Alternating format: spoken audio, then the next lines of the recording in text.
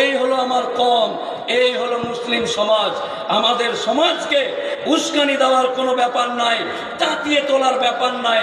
এরা নিজেরাই সব সময় নিজের কম এবং জাতের জন্য প্রস্তুত টান দিতে। কারো কথাতে আমাকে উস্কে যেতে হবে এরকম কোনো ব্যাপার না। এইবার ভালো করে শুনুন যে এই আইনটা, এর আগের মিটিংয়ে আমি বলে গেছি যে এই আইন ছিল কি আর হলো কি। অনেকেই জানেন মসজিদ মাদ্রাসা নিয়ে নিচ্ছে, এই করছে ওই করছে, এগুলো তো আছেই। আরেকটা আইন হয়েছে, এই আইনের মধ্যে সংযোজন আছে একটা। এই এলাকার একটা কবরস্থান আছে, ওই কবরস্থানে পানির দিন বা বৃষ্টির দিন কবর দিতে গেলে পানি উঠে যায়। এই এলাকার রহিম চাচা বা রহিম হাজির কাছে গিয়ে বললাম, হাজি সাহেব আপনাকে আল্লাহ অনেক সম্মান দিয়েছে, টাকা দিয়েছে, তো আপনার ওই উঁচু জায়গাটাতে দিঘির পাড়ে যেটা জায়গা আছে ওই জায়গাটা 5 কাঠা দেন, ওইখানে আমরা কবরস্থান বানাবো। হাজি সাহেব রাজি। এবার জমি দান করতে যাবে, তো হাজি সাহেবকে এই আইনের আয়াতটায়, রহিম হাজি কতদিনের মুসলমান তুই,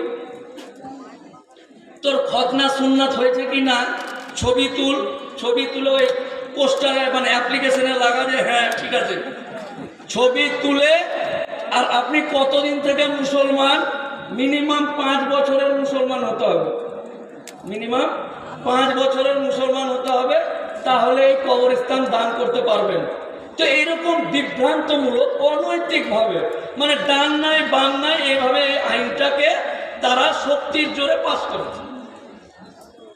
আমাকে কলকাতা হাইকোর্টে হিন্দু মুসলমান সিপিএম কংগ্রেস তৃণমূল বিজেপি সবাই আছে, তো আমাকে আমাদেরই বন্ধু তারা, তুই তাকারি করি ফিরে উমুক, বিজেপির যে উকিল আছে সেও আমার বন্ধু, তৃণমূলের যারা আছে সেও বন্ধু, অমুক বন্ধু তুমুক বন্ধু।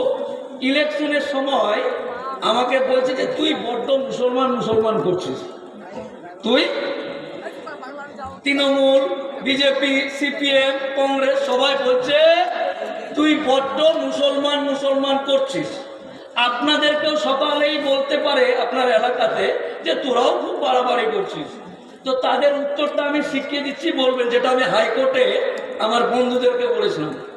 আচ্ছা আমার দাদু মুসলমান, আমার বাপের যে বাপ সে মুসলমান, আমার বাপ মুসলমান, আমি মুসলমান, তো আমি কি কি করবো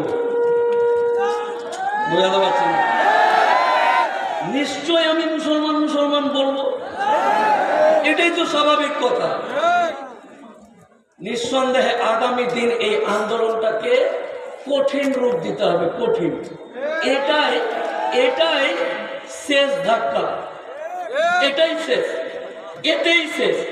করেঙ্গে ইয়া মরেঙ্গে, আর সুযোগ দেওয়ার জায়গা নাই। কে কি বললো, কার কি হলো, কার ফাটলো, কার ফুটলো, কি হয়ে গেল আমাদের দেখার দরকার নেই। অনেকে বলছে হ্যাঁ বলতে বল বল বল বল বল।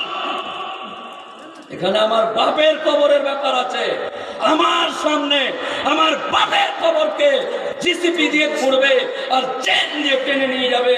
আর আমি মোফাক্কিরুল ইসলাম, যে বাপের ঔরসে, যে বাপের পানিতে আমি জন্মগ্রহণ করেছি, এটা হতে পারে? হবে? এটা হবে?